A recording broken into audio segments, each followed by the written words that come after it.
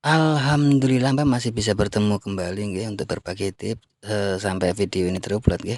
Bismillahirrahmanirrahim. Sebelumnya assalamualaikum warahmatullahi wabarakatuh, salam sejahtera dan salam rahayu nggih Mbah. Gimana kabarnya Mbah? Harapan semua senantiasa diberi sehat, murah rezeki, panjang umur, awet momong anak putu nggih Mbah. Dan buat Mbak semua yang mungkin lagi menjalankan rutinitas hari ini mudah-mudahan berjalan dengan lancar nggih, dan mungkin ada yang lagi sakit. Harapan saya mudah-mudahan lekas sembuh dan bisa berkumpul kembali dengan keluarga dan bisa menjalankan rutinitas yang mungkin tertunda nggih Mbah. Amin amin ya robbal alamin. Oke Mbah, di sini saya kedatangan handphone Evercost V5 dengan kasus di bawah kemarin ini kondisi mati Mbak ya. Kita coba cek dulu Mbak. Kita coba cek baterainya dulu, apakah baterainya juga lowbat.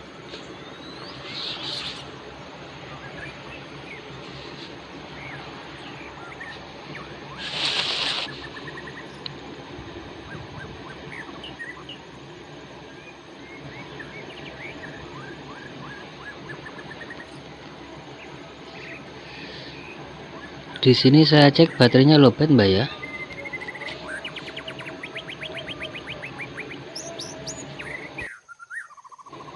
Oke Mbak, coba saya pasang dulu terus kita cas. Apakah ada tanda-tanda ampere masuk? Tidak ada tanda-tanda ampere masuk Mbak ya.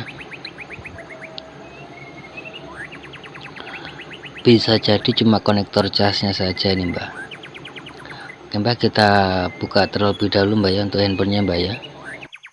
Sambil lalu Mbak nggih, untuk sahabat dan Mbak semua yang ingin berlangganan gratis untuk video-video terbaru atau tips-tips terbaru dari saya, monggo dinyalakan tombol atau tanda lonceng. Tapi ingat Mbak, tombol itu tidak akan nongol kalau belum subscribe Mbak. Jadi harus subscribe ke depan supaya kalau ada video atau tips terbaru nongol di pemberitahuan Mbak. Nggak usah di like Mbak, nggak usah di like. Cukup komentar jika ada yang mau ditanyakan, dan bagikan sekiranya video ada manfaatnya Mbak. Oke Mbak, sudah terbuka ya untuk bagian depan. Kita buka bagian belakang. Mohon maaf Mbak, video sedikit saya percepat ya. Ini sebenarnya ndak wajib dibagikan Mbak ya. Tapi tidak ada salahnya Mbak ya berbagi. Bisa dilihat Mbak ya, untuk Evercost ini posisinya di atas Mbak ya, hati-hati Mbak ya. Posisinya di atas dekat layar, kita harus melipat layar juga. Dan buat sobat yang mungkin menangani kasus seperti ini, harap berhati-hati ya dalam melipat layar ataupun melepas ataupun memasang ya. Harap berhati-hati. Dan di sini termasuk ruwet Mbak ya. Kalau saya perhatikan memang konektor casnya yang bermasalah Mbak. Oke Mbak, kita lepas terlebih dahulu untuk konektor casnya. Kasusnya ecek-ecek Mbak ya, tapi ya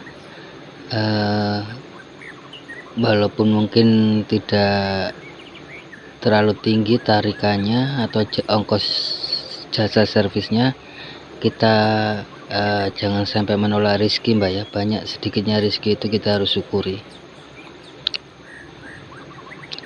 Mbak, video sedikit saya percepat. Di sini saya mengalami masalah Mbak. Kenapa kok saya share?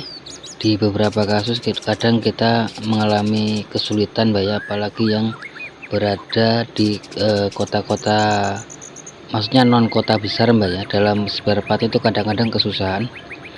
Termasuk kasus yang ini, konektor susah nyari untuk persamaannya Mbak ya. Di sini saya mengambil atau memakai konektor yang mana bukan untuk si Evercost Mbak ya. Tapi mau diapa Mbak, sudah seperti ini ya jalannya, kita harus akali jangan sampai menulari rezeki Mbak ya. Dalam beberapa kasus kadang kita harus seperti ini Mbak ya, apabila tidak ada spare part yang dijual ya Mbak ya. Coba kita pasang terlebih dahulu. Di sini ada sedikit keanehan Mbak, yang mana keanehannya itu seperti beberapa hari lalu yang saya dapat kasusnya Mbak ya, di Samsung E1272, yang mana kasusnya juga seperti ini. Cuma yang jadi masalah kita lihat saja Mbak nanti ya.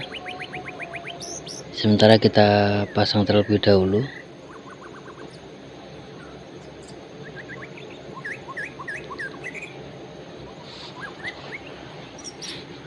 Kita cari dulu di mana letak posisi negatifnya Mbak. Yang jelas kalau positif dan negatif itu ada di bagian pinggir Mbak ya. Kalau kita tahu, untuk mencari tahu, kita cari tahu dulu untuk negatifnya Mbak. Kalau sudah kita dapat negatifnya, tinggal cek yang di sebelah satunya. Jika mengalami short berarti korslet Mbak ya. Oke Mbak, sudah kita tahu posisinya dan kita pilih untuk konektor yang cocok.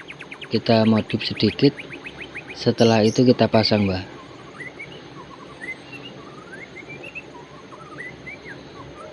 Di sini agak kesulitan saya Mbak. Maklum Mbak, mata tua. Sudah agak sedikit kabur ya. Kita pasang untuk konektornya.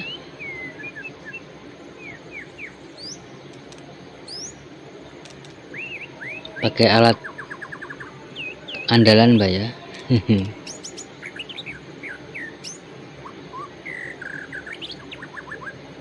Kalau tidak salah sudah ada dijual begini Mbak ya, untuk memasang konektor ini. Tapi kayaknya rawan lepas Mbak, karena cuma semacam jepitan begitu, tidak jepitan permanen. Kalau yang saya bikin ini kan permanen Mbak, karena saya las Mbak ya.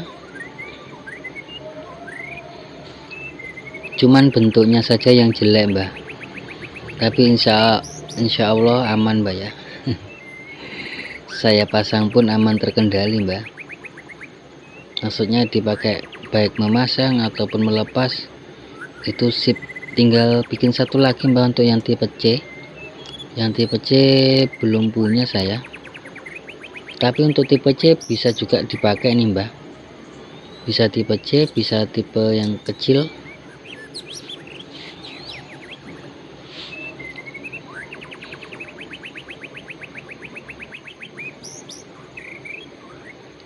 Di sini saya agak kesulitan Mbak, karena apa? Kita harus membuat pegangan baru, karena pegangan yang lama kan tidak presisi Mbak. Maksudnya tidak presisi tempatnya. Jadi mau tidak mau kita harus bikin pegangan baru. Nah di sini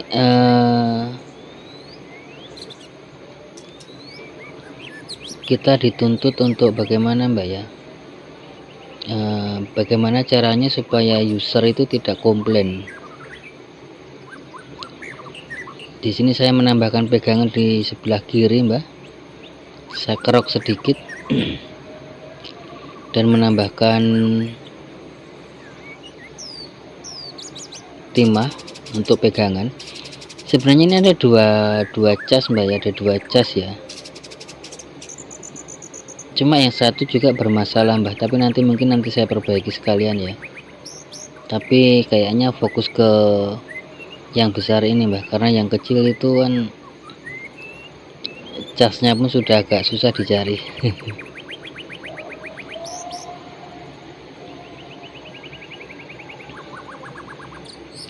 Oke Mbak, kita pastikan sudah melengket ya untuk konektornya.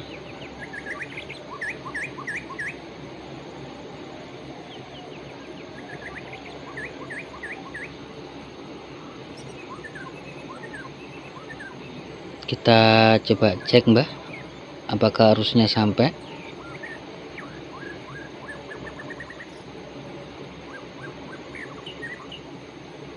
sampai mbak ya, sampai arusnya mbak ya, bisa dilihat mbak, bisa dilihat arusnya enggak sampai, cuma sekitar 2,9 volt ya. Di sini kasusnya mirip dengan yang kemarin mbak ya, dengan yang lalu, yang beberapa hari lalu, yang mana kasus di Samsung E1272KW, yang mana ampernya pun juga kecil. Bisa dilihat mbak, ampernya itu kecil, ampere yang masuk itu kecil sekali. Di sini saya mau tambahkan daya, atau saya mau naikkan ampernya, tapi takutnya apa ya, takutnya nanti malah tidak kompatibel.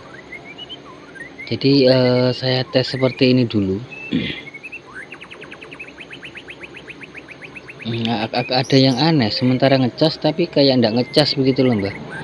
Ampere yang masuk itu ampere yang masuk itu kecil sekali, tapi masuk begitu loh mbak. Dalam artian jika kasus seperti ini itu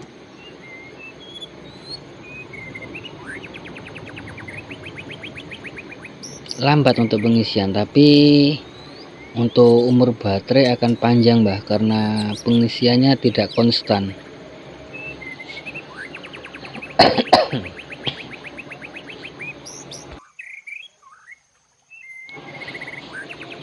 Oke mbak, saya tes di sini. Saya penasaran mbak,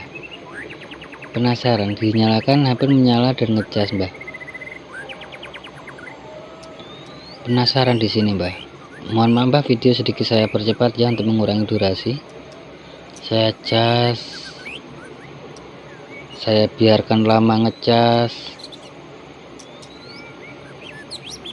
saya nyalakan menyala mbak. Tapi intinya ini handphone ngecas mbak. Jadi untuk kesimpulannya saya tidak tambahkan penguat untuk cas, karena handphone sudah ngecas, aman terkendali mbak ya. Oke mbak, kayaknya sampai di sini dulu ya untuk tips atau video kali ini. Mudah-mudahan ada manfaatnya buat sahabat dan mbak semua. Jika ada salah kata mohon dimaafkan ya mbak.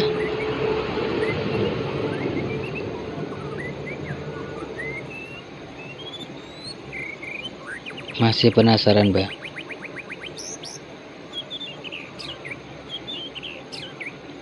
Tapi nambah mbak. Oke mbak, kita tutup mbak ya, karena aman terkendali. Oke mbak, cukup sekian dulu ya buat sahabat dan mbak semua. Jangan lupa bahagia, berbanyak dalam mengucap rasa syukur dan sedekah bangga. Dan khusus buat sobat muslim, sekedar mengingatkan saja, perbanyak sholawat dan perbaiki sholat. Akhir kata, akhir salam, wassalamualaikum warahmatullahi wabarakatuh. Salam creativity.